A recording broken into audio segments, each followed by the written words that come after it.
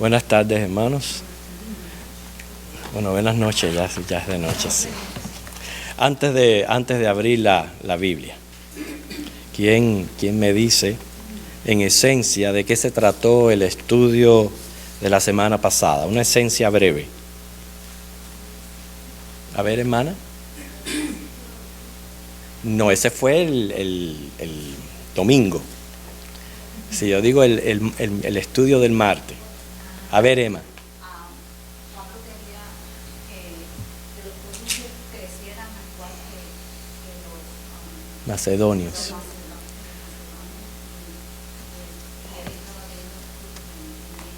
Ok, muy bien. Pero él hizo algo específico para animarles a ello. A ver, ¿qué hizo? Todo tiene que ver con ofrenda, pero algo él hizo que fue prácticamente la esencia de todo el estudio. A ver, hermano Julio, no recuerda. Ok. Recuerdan que para promover el amor en aquellos creyentes, para que vieran que ofrendar es una gran bendición, un tremendo privilegio que tenemos, prácticamente lo que hizo fue abrir como si fuera un closet, un inventario de todas las bendiciones espirituales que nos vienen de Dios de manera gratuita, porque son por gracia, que tanto benefician nuestra vida. Recuerdan que hablamos de por lo menos 5 de ellas: fe, palabra, conocimiento, solicitud y amor. ¿Okay? Esa prácticamente fue el versículo 8 de nuestro libro de texto, que es 2 de Corintios. Estamos en ese capítulo 8. Repito, estos dos capítulos, 8 y 9, están dedicados a ayudar a los corintios para que se reanudaran el cooperar con estas ofrendas que se estaban recogiendo, porque había una necesidad pertinente, genuina. No era cualquier cosa. Los hermanos en Jerusalén prácticamente se estaban muriendo de hambre. Necesitaban las iglesias cooperar, necesitaban ayudar, y lo que hace es que les presenta todas estas bendiciones para que se promueva en ellos el amor hacia dar, porque realmente, hermano, Cristo enriquece mucho nuestra vida, mucho más de lo que nosotros a veces calculamos, porque no son solamente bendiciones presentes, sino también futuras. Porque Él dice ahí en Juan 14, del 1 al 4, que no estemos turbados, que Él se va, pero que Él promete volver y llevarnos al lugar donde Él está preparando morada para nosotros. Eso es una tremenda bendición que tenemos en Cristo Jesús como herederos de Él que somos. Porque vamos a ver ahora el próximo versículo, que es el versículo 9, que dice, 2 de Corintios 8, 9, porque ya conocéis la gracia de nuestro Señor Jesucristo, que por amor a vosotros se hizo pobre, siendo rico, para que vosotros con su pobreza fueseis enriquecidos. Este es un tremendo versículo ya, como para que nos tome suficiente tiempo para llenar el estudio. Un versículo que bien pudiéramos tener marcado en nuestra Biblia, porque habla de que pone a Cristo como ejemplo y modelo de lo que precisamente Él les está pidiendo. Pero mire cómo empieza el versículo: porque ya conocéis la gracia del Señor. Pablo se está dirigiendo a un grupo de personas que ya habían recibido la bendición, o sea, de conocer a Cristo, de experimentar la salvación. Hermanos, nuestra salvación es nuestra mayor posesión, nuestro mayor tesoro, aquí en la tierra, en fin, en todo. Dice, ya conocéis esa gracia. No podemos considerarnos cristianos sin un verdadero conocimiento acerca de Jesucristo. Hay dos cosas bien importantes que tenemos que conocer acerca de Jesucristo. Fíjense que en esto es lo que se definen las iglesias como iglesias verdaderas o falsas o sectarias, dependiendo el concepto que tengan acerca de Jesucristo. Número 1, su persona. Y número 2, su misión.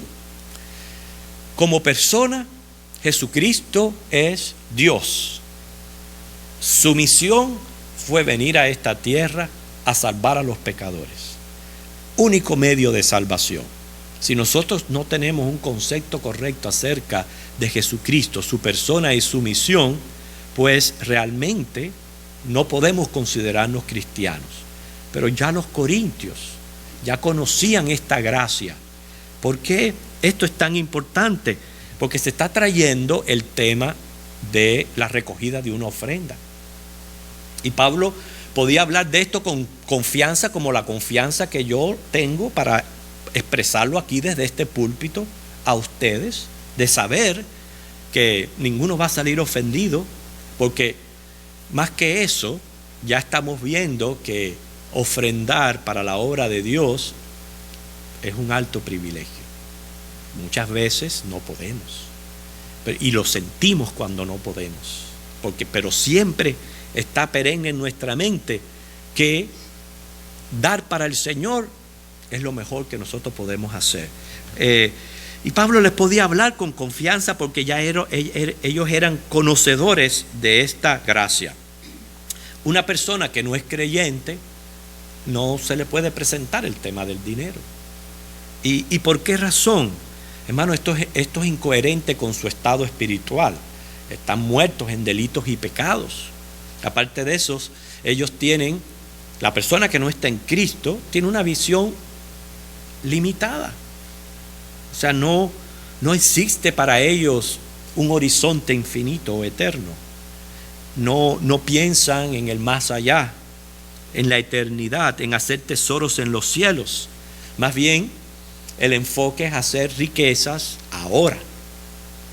Y por eso se esmeran en tener dinero en el banco, en una casa grande, en un carro nuevo, en restaurantes finos, última moda, los mejores enseres eléctricos, los más sofisticados aparatos electrónicos, etcétera, etcétera, etcétera. Ese es el enfoque de la persona que su vista está corta porque solamente tiene este mundo. Y en otras ocasiones yo les he dicho, hermanos, sí, nosotros estamos en este mundo, tenemos que subsistir, tenemos que tener nuestras necesidades, nuestros sueños, nuestras metas, pero no podemos correr la misma carrera desenfrenada que tiene el impío en lo que es el materialismo. No es justo. Ellos se comportan así porque no conocen más, pero nosotros que ya conocemos la gracia, ¿cómo vamos a estar envidiando las cosas del mundo y corriendo la misma carrera, esa prácticamente competencia que hay? Todo el mundo, ahora de buenas a primeras, pues todos los enseres eléctricos tienen que ser color, en inglés stainless steel, de acero inoxidable. O sea, ahora todo el mundo, aunque la estufa le sirve y todavía prende y calienta, pues yo quiero el ensere de acero inoxidable. Tienen losa, ahora es por todos lados piso de madera. Y si no es piso de madera, pues no quiero la casa. Y es una competencia, una carrera por todas las cosas materiales. Y hermanos, nosotros ya conocemos mucho más como para correr la misma carrera desenfrenada que corre el mundo. Por eso, este mensaje que está dirigiendo Pablo aquí no es para todos, para creyentes que ya gozan de una nueva naturaleza, de vida espiritual, de conocimiento suficiente y de madurez como para dejar a un lado el egocentrismo, el materialismo, darlo todo por basura, como expresaba el mismo Pablo, y enfocarse en hacer lo que el Señor quiere que nosotros hagamos. O sea, los creyentes están capacitados por el Espíritu Santo para que se les hable de este tema sin temor a que se ofendan. Siempre pendiente, que ahora vamos a leer los versículos 12 y 13 para que se den cuenta que la ofrenda debe de ser según lo que uno tiene. Y permíteme compartir esto. Hay 3 elementos esenciales que debe de tener una ofrenda para que sea aceptada delante de Dios. 3 elementos. Número 1, corazón. Tiene que venir del amor. Número 2, voluntad. O sea, la persona tiene que dar de voluntad. Y tercero, con gozo. Con gozo. Son 3 elementos esenciales para cuando yo dé lo que dé, sea 1 centavo o sean millones, y lo ponga en un plato de ofrenda, sea aceptado por Dios. Recuerden, de corazón, de voluntad y con gozo. Nunca una ofrenda, y si usted está en un sitio donde hacen esto, váyase de ahí. Nunca una ofrenda debe de ser demandada, cuestionada, exigida y hasta poniendo cantidades. Nunca. Siempre tiene que ser de corazón, de voluntad, con gozo y según lo que uno haya prosperado o uno tenga. Miren los versículos 12 al 13. Pero recuerden muy bien, estoy hablando de ofrenda misionera. Recuerden al principio del estudio, esto no es diezmo, es ofrenda misionera. Dice el versículo 12, porque si primero hay la voluntad dispuesta, será acepta según lo que uno tiene, no según lo que no tiene. Qué triste cuando hay personas que son negligentes con las necesidades básicas de su hogar y se ponen a apoyar ministerio, a mandar dinero para aquí, a mandar dinero para allá, y los hijos pasando hambre. Eso es muy triste. Eso no le agrada y le glorifica a Dios. Fíjense, hay la voluntad dispuesta, será acepta según lo que uno tiene, no según lo que no tiene. Porque no digo esto para que haya para otros holgura y para vosotros estrechez. Hermanos, seguimos abundando en ese precioso versículo 9, porque tiene mucho que enseñarnos. Está hablando aquí de lo que es la esencia del Evangelio, que debe de ser fundamental en la práctica de ofrendar. Si alguna persona tiene problemas con esto, con entender esto, y cuando yo digo que una persona tiene problemas con entender esto, cuando pudiendo, no abre su corazón para Dios. Cuando pudiendo, no abre su corazón. No ha comprendido aún, o quizás valorizado lo suficiente lo que nosotros tenemos en Cristo. ¿Qué tenemos en Cristo? Y ahora, aparte del inventario aquel que hicimos la semana pasada, hoy podemos seguir añadiendo cosas más trascendentales y más pertinentes para el alma. Número 1, salvación de la condenación en el infierno. Eso tenemos en Cristo. Número 2, perdón de pecados, vida eterna, cuerpo glorificado. Fíjate, un cuerpo que ya no va a tener enfermedades, no va a experimentar las debilidades que tenemos hoy día, no vamos a tener ya más luchas con el pecado. Un cuerpo glorificado en un paraíso con una herencia celestial, gozando de la comunión con Dios. Hermanos, en Cristo tenemos la ayuda del Espíritu Santo mientras esperamos porque estas promesas sucedan, y también la respuesta a nuestras oraciones. ¿Qué más usted quiere que tener el trono santo de Dios disponible, abierto por la sangre de Cristo para orar y recibir de Él el oportuno socorro? ¿Qué más quiere? ¿Cuánto cuesta esto? Se puede pagar en términos monetarios. Piense, ¿se puede? ¿Se puede pagar todo esto? ¿Cuánto dinero nos costó? Cero. Sin embargo, tuvo un costo. Por eso que él está hablando ahí de Jesucristo, como siendo rico se hizo pobre. ¿Sabían que la Iglesia Católica en un tiempo cometió el grave error de introducir y fomentar la práctica de lo que eran las indulgencias? Yo estoy seguro que muchos de ustedes conocen acerca de lo que es las indulgencias. Según el Código de Derecho Canónico del 1983, el libro 1, dice así: la indulgencia es la remisión ante Dios de la pena temporal por los pecados, ya perdonados en cuanto a la culpa, que un fiel puesto y cumpliendo determinadas condiciones consigue por mediación de la Iglesia, la cual, como administradora de la redención, distribuye y aplica con autoridad el tesoro de las satisfacciones de Cristo y de los santos.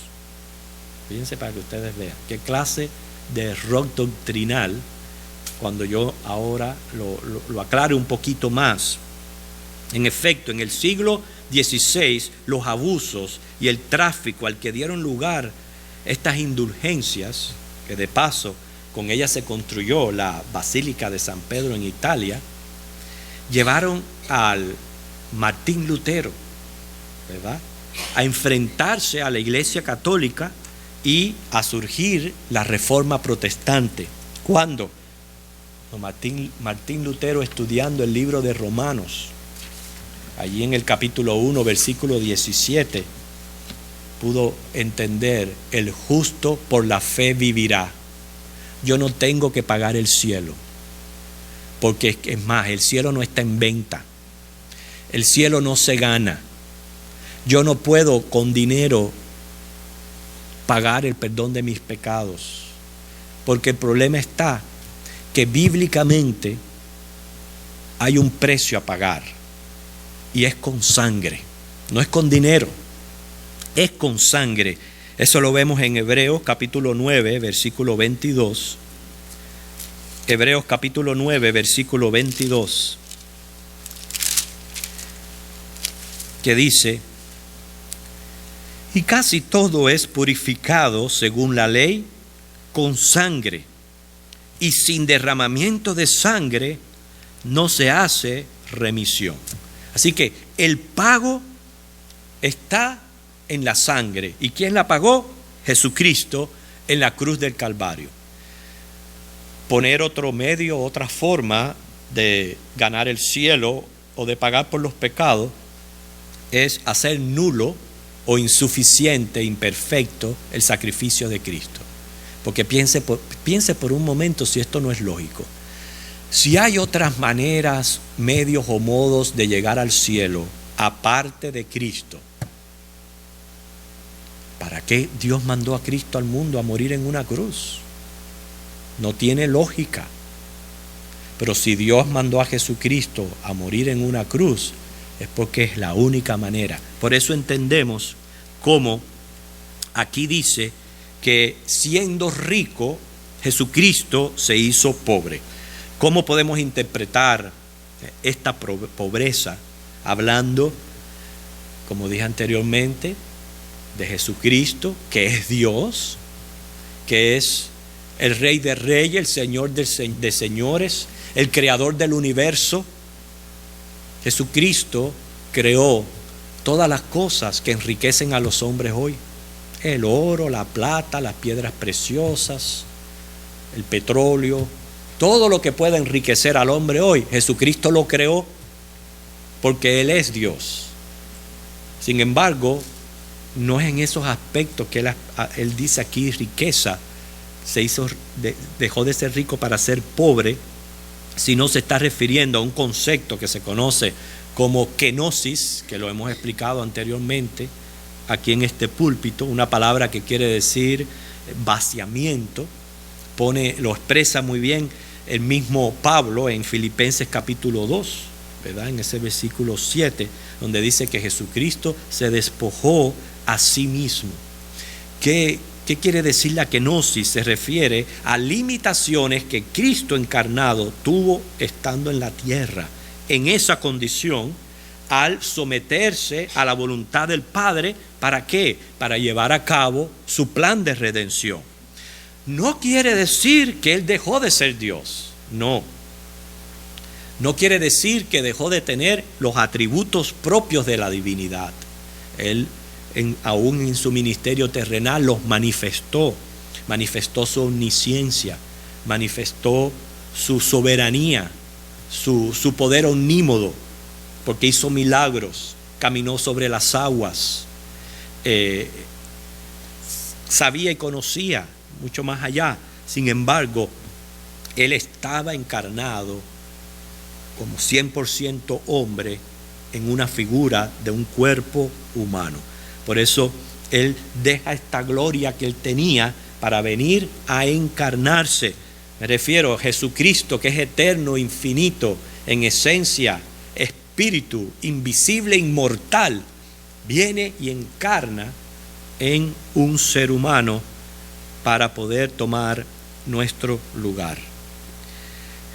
En esa condición, Él experimentó hambre, sed, dolor físico, dolor psicológico, emocional, porque Él lloró cuando Él veía, ¿verdad?, las calamidades de los seres humanos. No tuvo un lugar donde recostar su cabeza.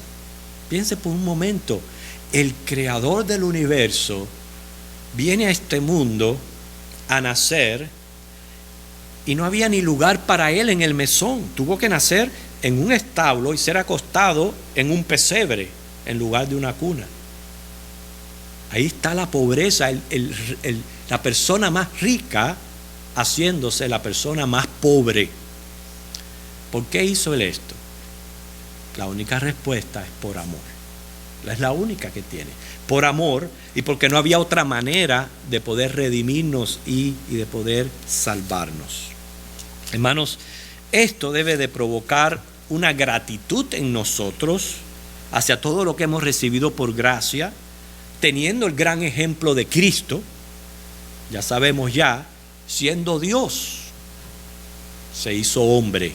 Es ahí como se entiende, siendo rico se hizo pobre, siendo Dios se hizo hombre para morir por nosotros. Por eso leemos en Primera de Juan, el capítulo 3, versículo 16 al 17.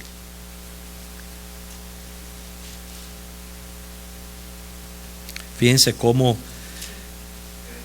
Primera de Juan 3, 16 y 17, el mismo concepto que está tratando de presentar Pablo en este capítulo de esta carta, también lo dice Juan.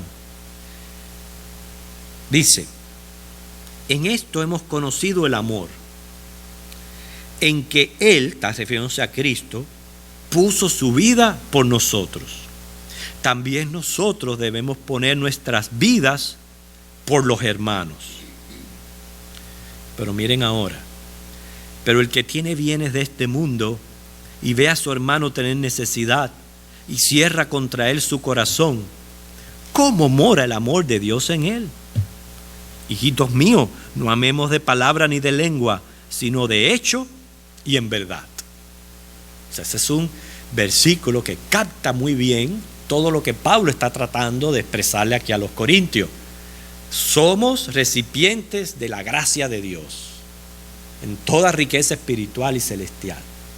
Si hemos recibido esto y Dios nos ha permitido estar en un estado social que podemos, ¿cómo usted se le va a presentar una necesidad genuina delante y usted va a cerrar sus ojos y no abrir su mano?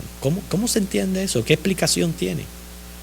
Para mí la única explicación que tiene es: todavía el dinero sigue ocupando el primer lugar en el corazón de esa persona. No tiene otra respuesta.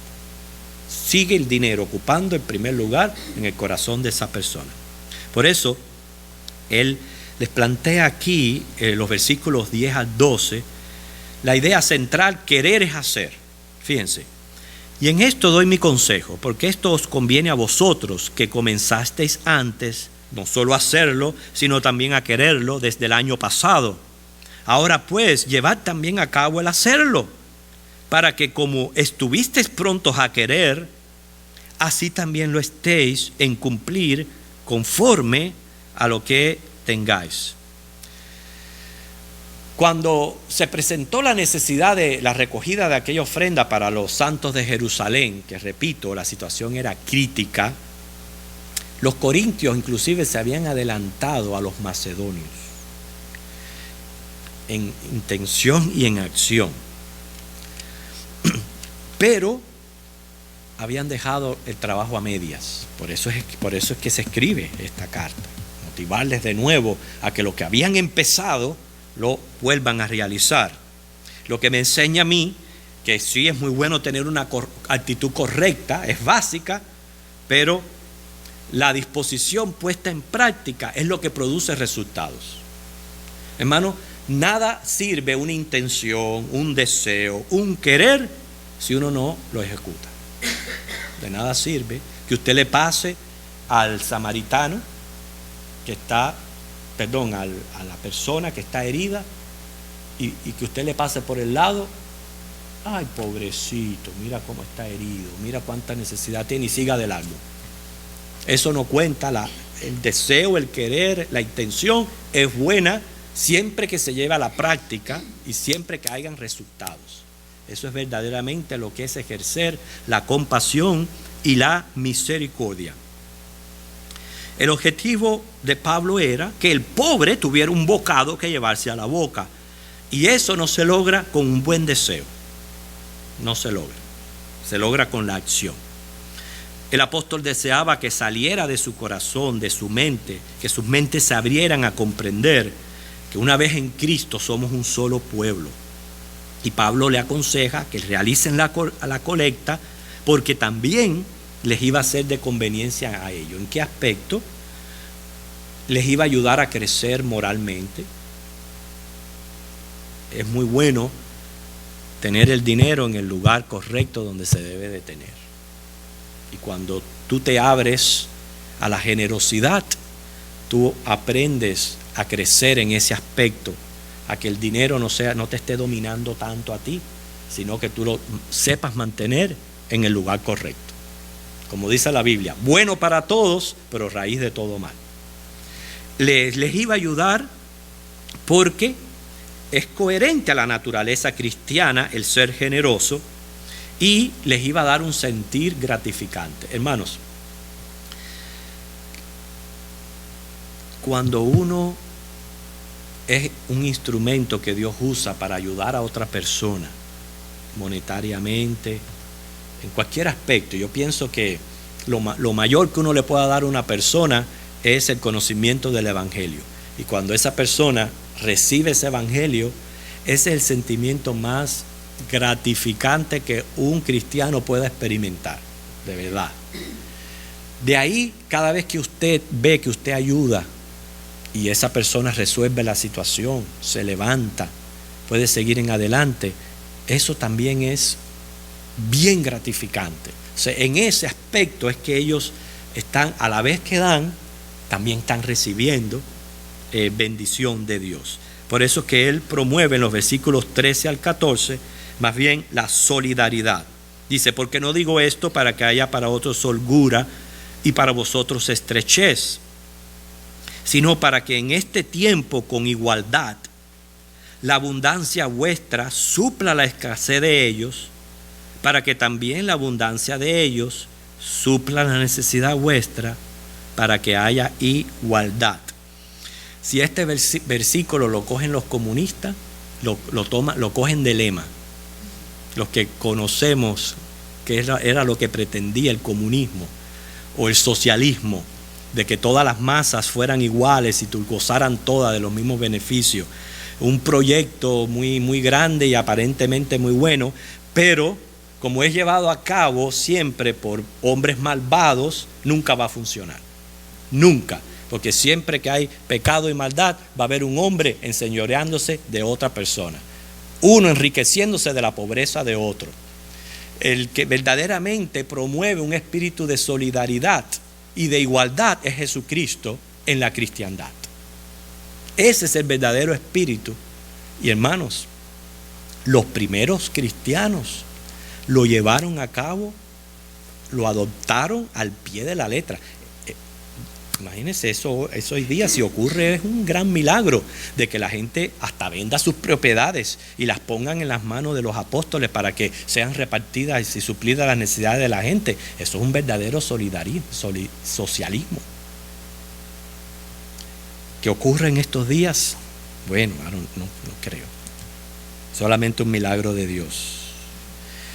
Pero la intención de Pablo no era exigir que dieran más allá de sus posibilidades, sino que la abundancia de unos supliera la carencia de otros. Hermano, no se concebía en la iglesia que hubieran personas necesitando cosas vitales para subsistir y otros a su vez gozando de opulencia y gastando en lo innecesario.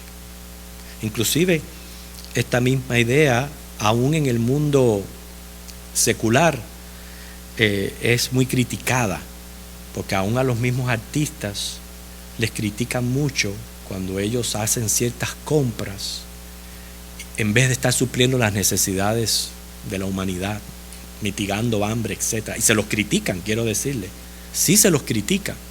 Cuanto más en el pueblo de Dios, donde debe de haber un perfecto equilibrio, el aliviar las necesidades de los pobres.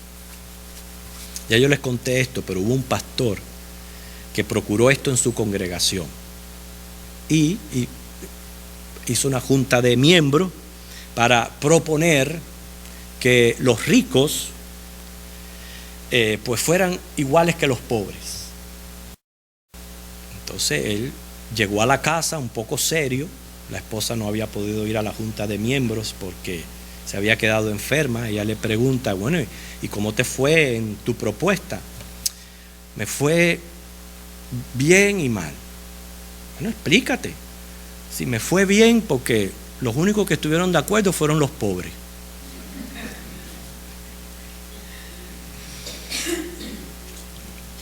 Así que hermanos, fíjate, dice el versículo 15, como está escrito, el que recogió mucho no tuvo más, y el que poco no tuvo menos. Ahí está haciendo una referencia a él, a cuando el pueblo de Israel recogía el maná, que usted puede leer allá en Éxodo 16, 18, cómo Dios mandó al pueblo a recoger la cantidad propia de acuerdo a los miembros de la familia. Si aquel que recogía además, ¿qué pasaba? Se le podría en las manos, se deshacía. Ya yo voy a terminar, hermanos, hay que tener mucho cuidado, la iglesia tiene que tener mucho cuidado con esto, porque hay personas que sí les gusta ser parásitos de iglesia y van por los panes y los peces, o ustedes las ven pidiendo. Inclusive ahora cuando llega el tiempo de las Navidades, es el tiempo más propicio. Cada rato una llamada de un teléfono presentándote una necesidad tremenda para que le dieran dinero, para que los hijos puedan tener un regalo. Hay que tener mucho cuidado, ojos abiertos, y más en estos días que por la maldad se va a enfriar el amor. Pero hermano, en medio de todo eso, Dios nos va a presentar necesidades genuinas. Y cuando se presentan esas necesidades genuinas, tenemos que tener primero dispuesto el corazón, la voluntad, y con gozo abrir nuestra mano, colaborar, estar atento y proveer para las necesidades del mismo pueblo de Dios. Que el Señor les bendiga.